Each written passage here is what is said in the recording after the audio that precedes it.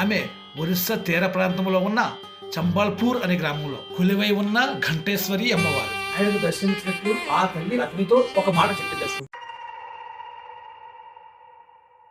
ଆମେ ଓଡ଼ିଶାରେ ରହୁଛନ୍ତି ସମ୍ବଲପୁର ଗ୍ରାମ ଭିତରେ ଆମେ ରହୁଛନ୍ତି ଘଣ୍ଟେଶ୍ୱରୀ ମା ଗାଁ ଭିତରେ ଉତ୍ତର ଦେଶରେ ପକ୍କାରେ ରହୁଛନ୍ତି ଗୋଟେ ଗଛ ପକ୍କାରେ ଆମେ ରହୁଛନ୍ତି ଏଇଟାକୁ ତୁମେ ରକ୍ଷଣ କରିବୁ ସେଇ ମାସରେ ମେଳାକୁ ମନ୍ଦିରଟା କରନ୍ତୁ.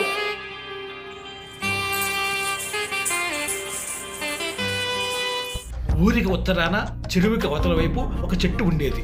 ఆ చెట్టులో నేను కొలువై ఉన్నాను, దాన్ని నువ్వే కాపాడాలని చెప్పిందట. ఆ చెట్టు యొక్క ఉపయోగాలు రాసిన 8 తాళపత్రాలు ఉన్నాయని విన్నాను. తర్వాత ఏమైంది? తర్వాత ఏం జరిగిందో నాకు తెలియదు.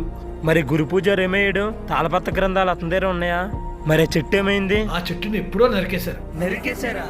తర్వాత ఆయన కూడా చనిపోయారు. అతని కుటుంబం